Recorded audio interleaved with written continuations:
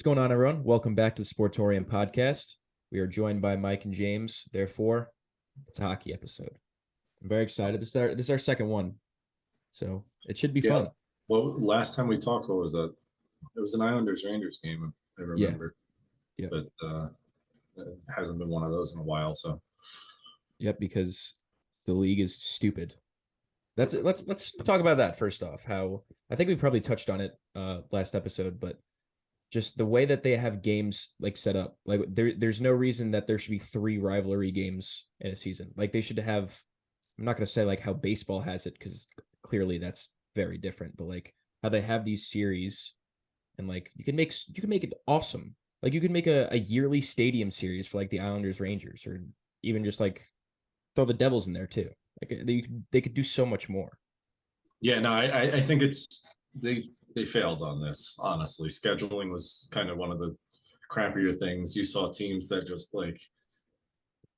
year after year get shafted with the worst end of the year scheduling, or like the Islanders last year had 13 straight road games. The scheduling hasn't been good since the pandemic.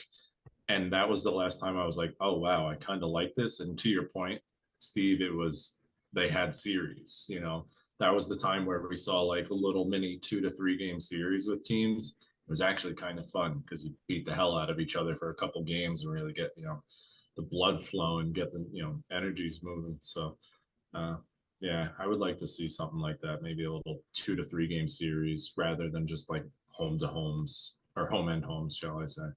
Yeah, I think like you kind of said, like there's no reason the Rangers and Islanders should only play 3 times in a season. They used to play like 5 times, I think it was. If not more. Yeah, I don't know. And I just think like for like almost like the whole year until like just like last week, like the Islanders just like had so many more games than everybody else. Like I don't even know how that happened. Yeah. I don't It's get how like one team has like 70 games played and then another team could have like 76. Like I don't get that. yeah, the Islanders still have the most games played in the league. Yeah, it's They're, been like that for like months now. yeah. And then like the Penguins and everything caught up games played wise, and then now it's Islanders are 2 games ahead. And also like the way that they scheduled it for a lot, like you played like Islanders and Rangers, for example. They played like when was the last time they even played? Was it like before like the new year? No, I think it was in January.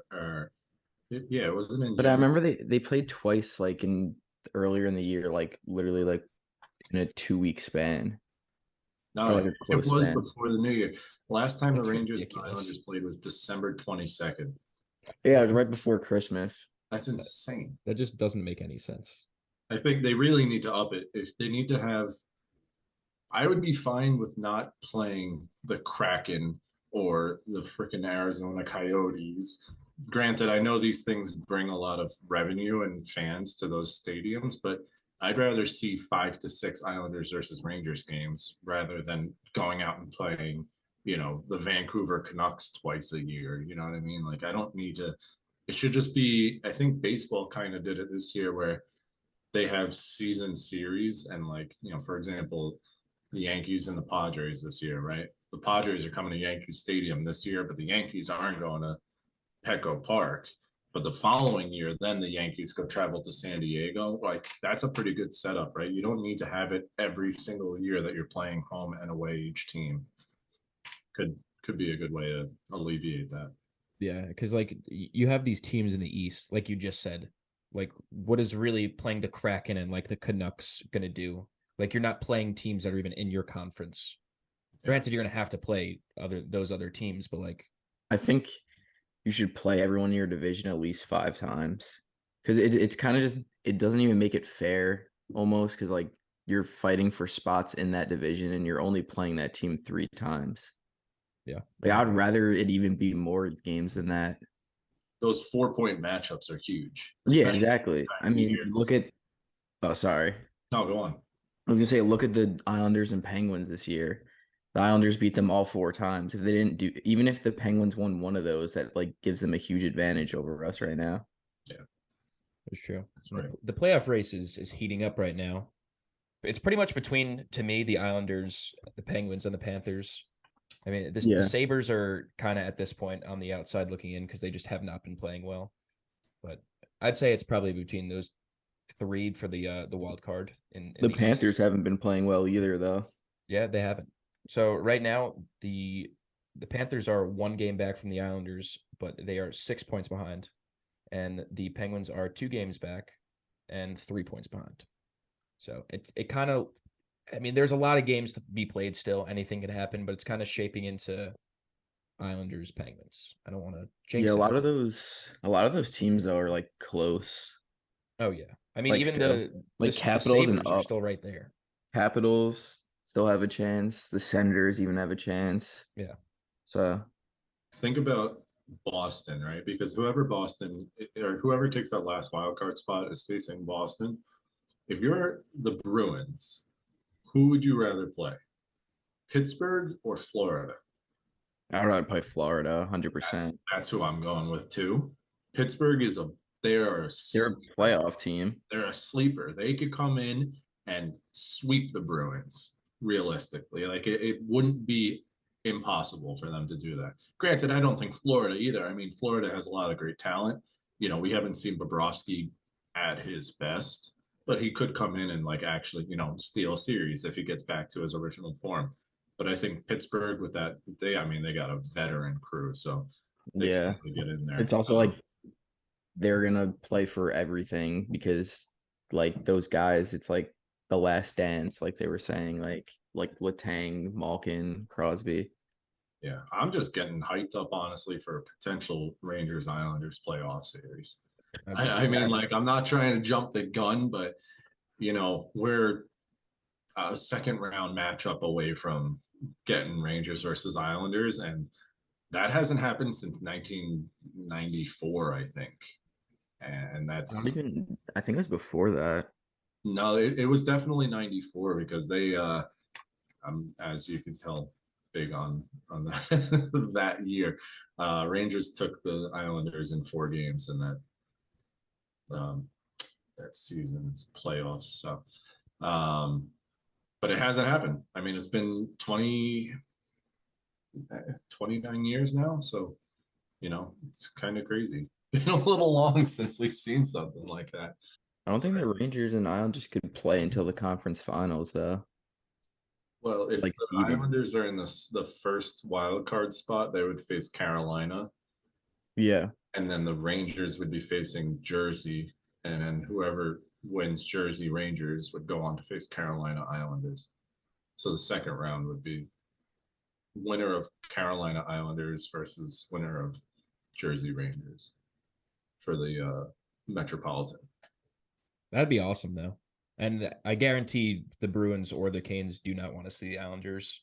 I mean, they don't want to see really the Penguins either, but the Islanders are just such a pesky team. Pesky is just like the perfect word for the Islanders. PK Subban could call us boring all he wants.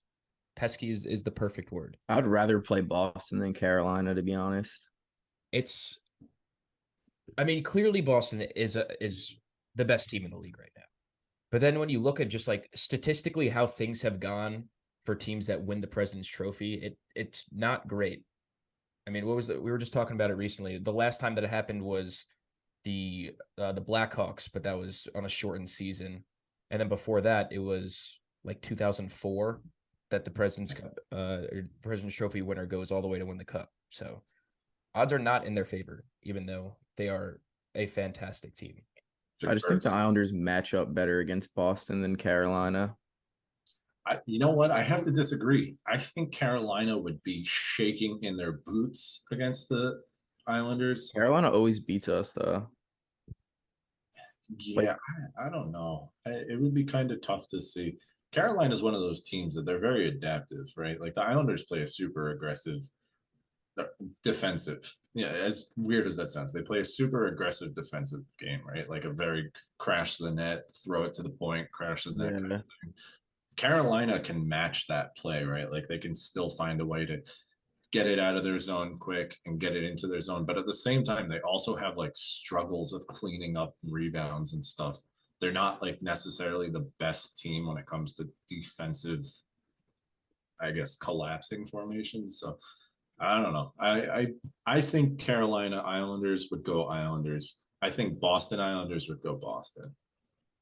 I guess we'll hopefully soon find out. But Yeah, hopefully they even make the playoffs. yeah, there's definitely a real possibility that the Islanders don't make the playoffs, but they control their own destiny right now, so it's on them. I don't see them not making the playoffs.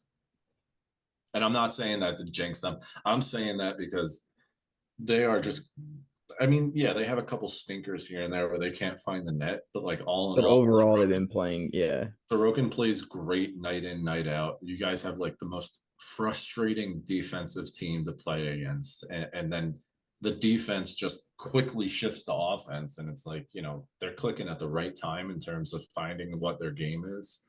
But, like you said, playoffs is playoffs. So you could. yeah. I'm hoping Barzell comes back too soon. Yeah, that's gonna be huge because we've They seen. said he's gonna be back for playoffs if they make it. So Yeah, but still guys have hasn't really been skated. stepping up since he's been gone. I don't know the exact record.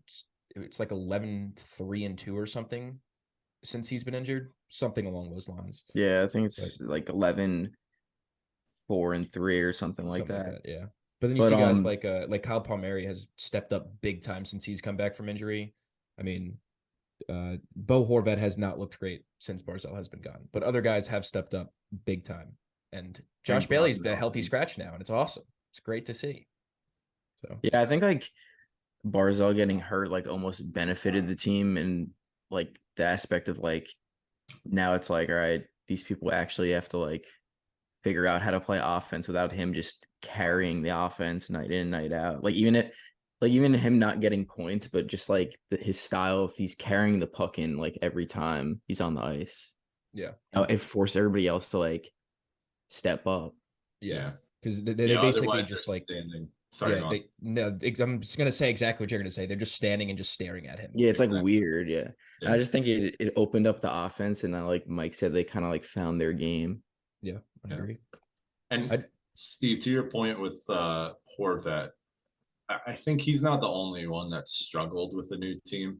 There's definitely an adjustment period, and he had a little bit of success with Barzell before he got injured, right? But like you see it in certain places where they just don't work out. Like Timo Meyer's first few games with the Devils were trash. You know what I Yeah. mean? Like it's not always great. Yeah, you also got to realize too, it's like Vancouver's just like an open offense team. Like they don't have any structure at all. Like any all those players on Vancouver have so many points and they're like one of the worst teams in the league. Like they're scoring, but they're giving up a lot of goals. So it's also a big jump to go to the Islanders, who are like one of the most like structured, like defense first like teams. And like you said, like he was playing well with Barzell, but now he needs like a playmaker with him like to be good. Like he's not that guy that's gonna just do it himself.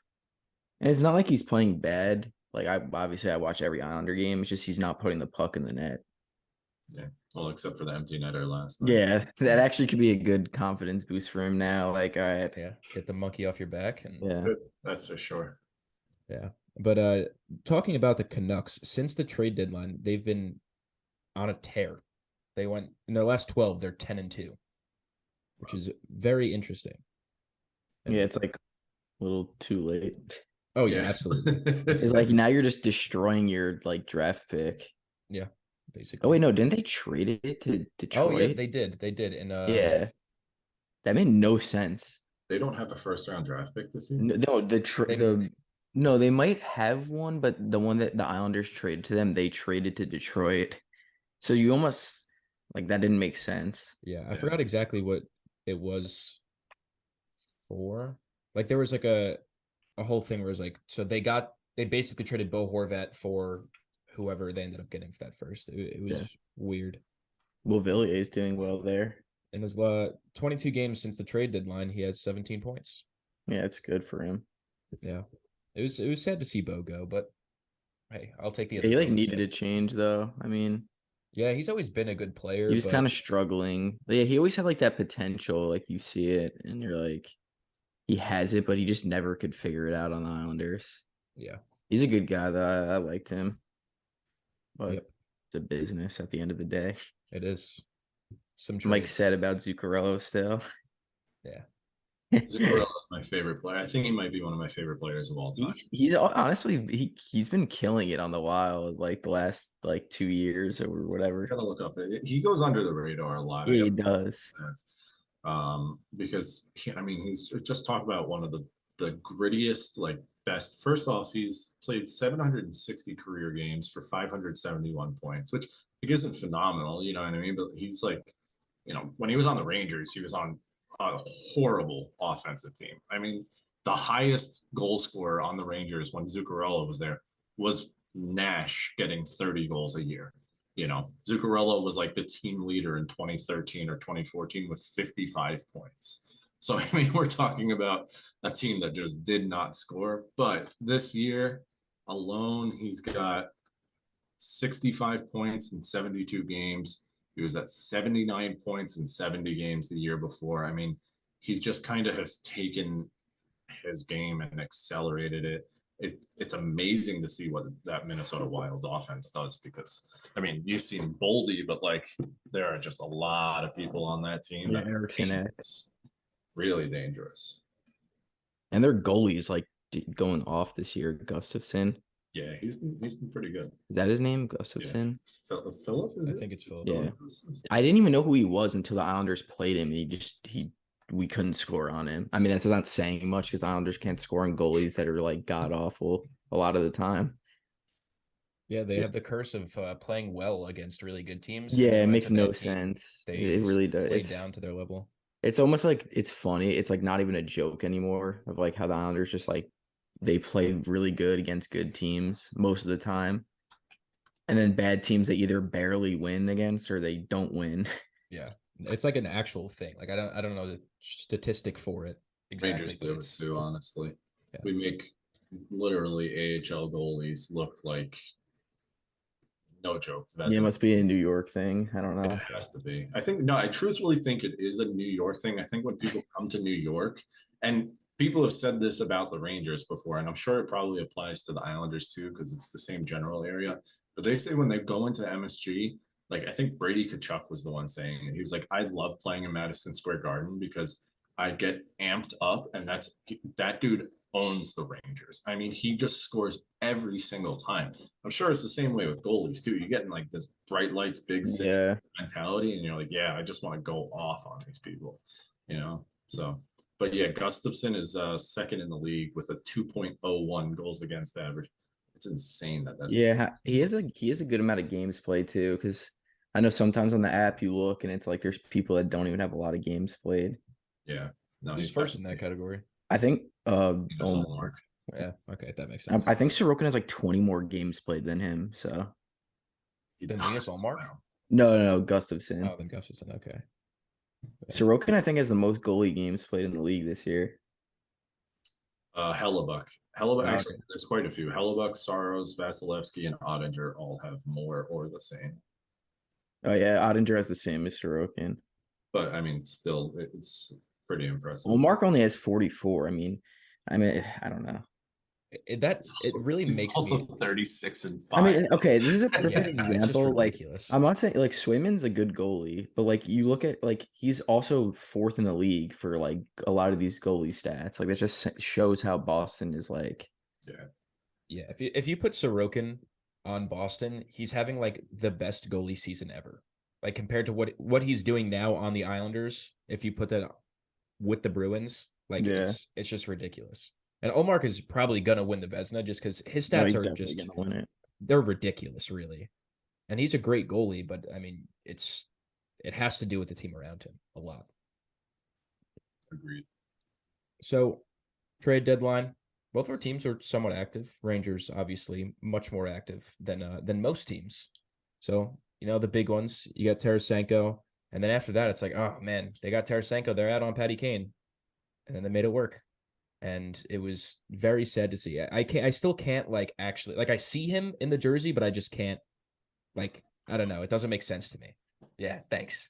Can't you see it, dude? It's pretty out there in the open. James, did you actually throw away all your King? No, I was kidding. I was gonna say I wouldn't throw them away. Because after he's done in his career, I'll like him again. Yeah. Or when he leaves the Rangers this offseason, then I'll like him again. No, what are you talking about? He's signing like a league minimum next year with the Rangers. I think he's going back to the Blackhawks. Go play open. He's definitely not. There's I'm no kidding. way he's going to I'm the kidding. Blackhawks. No, He's people probably like going to the actually think Sabres. that though, and I'm like, I know. dude, I saw that, and I was like, why would he? He's do gonna that? go to another team that like could afford him, but like I don't know. I'm trying to think maybe like a good team still. I'm seeing the Sabres because he's from He's from Buffalo. Buffalo. I mean, that That could wouldn't make even be a sense. bad spot, but I mean that's not like a locked playoff team. No. True. But I mean, some teams that made Well- sense that I thought were going to trade for him, like you talk about the Stars or the Golden Knights, could Dude, if also. the Stars got him, they'd be the best team in the West. Yeah, I mean, yeah. What They're already like I think they are like probably. I still think the Avs are the best team in the West. Like they're just gonna probably like click. Like they're doing well, obviously, but I'm saying like they're not insane right now. I don't know. Like they're still good, but they're not at first in the division. Like they're not the best team in the in their West. last 10. What do you say? They're 9-1-0 in their last 10, the Avs. Yeah, but I'm saying like No, I know what you mean though. They first and, they like, had a rough season because of injuries. because and they stuff. started, yeah, exactly. There was a point where McKinnon was hurt. Landeskog hasn't played at all. Yeah, Makar went down for a little bit. They had a bunch of other role players injured. I don't know exactly who. Now, like they have their team back and they're like back in their groove. except for Landeskog, he's still not playing. But Yeah, I mean, I didn't think he was going to miss like the whole entire year, especially with how they made it sound. It was kind of like, all right, maybe by like mid-season he'll start skating again, and we'll see. And before the Avs like 9-1-0 streak or whatever, they weren't like the best team. You know But what? I think the Stars are like the second best team in the West right now behind Colorado. points wise, you got Golden Knights, and then Yeah, I'm not even actually talking the about Kings, that. which the Kings were a surprise this year to me. I didn't think they were going to be this Kings good. are also very good, but I just think in the playoffs they're not going to like. They're not experienced. Like I think Edmonton like will destroy them in a playoff series. Like McDavid just. I mean, didn't they play each other in the playoffs last year? It was first round, I think. They might have. It might, yeah, it might have. And I think that the Oilers beat them in like 7 actually. But like, I don't know. The There are a couple Oilers, I teams. just think like they're a lock for like going to the conference final and losing. Yeah, basically. But I mean, you talk about the Leafs, great regular season team consistently, and then you get to the playoffs and it's a completely different animal. So you can't really project. I feel like hockey more than most sports is like that, where like a team that's great during the regular season could be literally nothing in the playoffs, just because like Yeah, it is. it's like so the only. different. It's like the only sport that's really like that. I feel like because I mean, you look at like the NFL, like the teams that are good in the playoff. Besides like the Cowboys, they're like the ones that choke every year. But I just feel like in hockey, it's like almost like regular season and playoff hockey is like two different sports. Like it's like Actually, yeah. completely different style. It's different. And you talk about like the Lightning a few years ago, how they were like far and away best team in the league, and then they get swept. Yeah. And it's like you don't see that in other sports like that usually. That's also another team like people are kind of just like forgetting about because they're not like again, they're not like the bet like they're not at the top. Like they're third in the Atlantic, like the Lightning. Like it's They looking also like had they're some injuries too starting the year. yeah, it's looking like they're gonna play the Maple Leafs again in a playoff series. So that was a fun series to watch last year. Yeah, that'd be really Watch it, funny. honestly. I couldn't watch any other series except for Rangers and Pens last year because I was on the edge of my seat, like having a literal stroke. Yeah, I mean, the Islanders weren't in it last year, so I watched like every single series because there's just something to do. So I saw like everybody play. In terms of trades, though, like so with the Maple Leafs, right? I'm concerned about the Maple Leafs because they didn't do much at the deadline, right? And they're like, yeah, they've had a great year, right? However, if they play the Bruins in the second round, if they make it to the second round, that's a big if because you're playing the very seasoned and veteran Lightning, right? If they get to the second round, they're getting smoked by the Bruins. I mean, absolutely demolished. And that's talk about a series with history. You know, remember back in the day when Toronto had a 4-1 lead on Boston, and I think what was it, game 7 or game 6? Yeah, it was game 7, third period. Like, yeah, and Boston came back. I mean, that's a series that I would love to see, but I don't see a underperforming Austin Matthews, a somewhat banged up decor for the Maple Leafs and a, I don't know, run of the mill goaltending core that they got there. Like Samsonov's having a good year. yeah, but I think they rely mostly on like those top 2 or 3 lines to do everything for them, right? Oh Like yeah. they're a very run and gun type Well, offense. that's why Ryan O'Reilly was a huge pickup for them, but he obviously got hurt. But I think is he gonna be back? I think He got by like playoff finger time, I think. surgery Yeah, though. his Like, I think actually, yeah, he could be. I kind of I think he forgot might about be that. back like in the playoffs though. Like I don't think yeah, he's gonna be playing in the first round. yeah, I'm not sure. It says he's unlikely to play this week, which I would assume is basically week to week then. So yeah, that's But probably he's unlikely to play this week or likely? he's unlikely to play this week, but they wouldn't be putting stuff out like that. Because yeah, that's like a guy the Leafs like kind of needed. Because I mean, like they got like Tavares, but he won one playoff series in his career with the Islanders. Like someone like O'Reilly like carried the Blues to the Stanley Cup, and like they needed somebody like that in that locker room. Yeah. Definitely. Um, Steve, on other trades, big trades that I liked. So you quickly mentioned the Rangers getting Tarasenko, but what they didn't talk about was getting Mikko Mikkola, who's like 6'5", 230 pounds. That dude is actually kind of good for the Rangers. And then like you throw in Tyler Mott in there as well, who, a little bit of history with the Rangers from last year.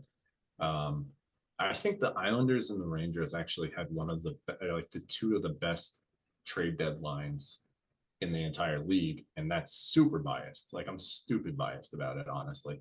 But that's what I'm gonna say. I'm gonna go with that blatant assumption that the Rangers and the Islanders probably have the 2 best, maybe with the Devils being like number 3, honestly, because the Metro is just super competitive. But I mean, yeah, I think trading Beauvillier away and getting Horvat, that's a huge deal. Engvall's like one of the best pickups that they've gotten. That dude, Yeah, that he pickup was so turns. underrated. He's insane. I love Engvall. I mean, I hate him now because he's an Islander, but like, he's one of those guys. He's kind of like a Parise kind of guy where I'm like, Yeah, damn, he's a machine on the ice. He can do whatever he he's so wants. fast. Yeah. But yeah, he was underutilized on Toronto. So I'm glad you guys got him. Yeah, now he's like our second line winger. Not really glad you got him, but yeah, no, he's pretty good. Who would you think had the worst trade deadline between the 3 of us? I don't know. I mean, there's teams that they didn't really do anything, but I wouldn't even say that's bad trade deadline. I I'm want trying to to think of a team that like needed somebody and didn't get them. like the Sabres pretty much did nothing except for Sabres screwed up. they got Jordan Greenway. Yeah, but then they traded Rasmus Asplund or whatever the hell Yeah, his name is. It was like a really good. They traded him away for next to nothing. I think they got a 7th-round pick for him, and the dude was like actually producing this year. So yeah, they got Greenway, who doesn't fit with their team and has obviously terrible. not done well enough for them. Now look at them. Now they're on the outside looking in, falling deeper and deeper in the. Wait, what? No, wait. Who is it? The one I want What? to point No, out is the Tanner Jeannot trade. that's what I was. That I couldn't think. Oh, The Predators, right? Or who was Yeah, it? the Yeah, Preds that was traded the him to the Lightning. that was like made no sense. It was literally jaw dropping because earlier that day was the Timo Meyer trade. And it's like, wow, that's it. Like they didn't really give up that much for Timo Meyer, and then this happens like hours later, and it's like, how? Didn't he like his first game? He like got like a Gordie Howe hat trick or I something. think he did. It was something like that. Like, dude, like just started. He like dropped his glove and just dropped somebody, and then like scored a goal that game too. The fact that they got Calfoot and 5 draft Yeah. Literally I mean, ridiculous. I remember hearing early in the year, like, hey, Tanner Jeannot, that's the kind of guy that a playoff team's going to want on their roster.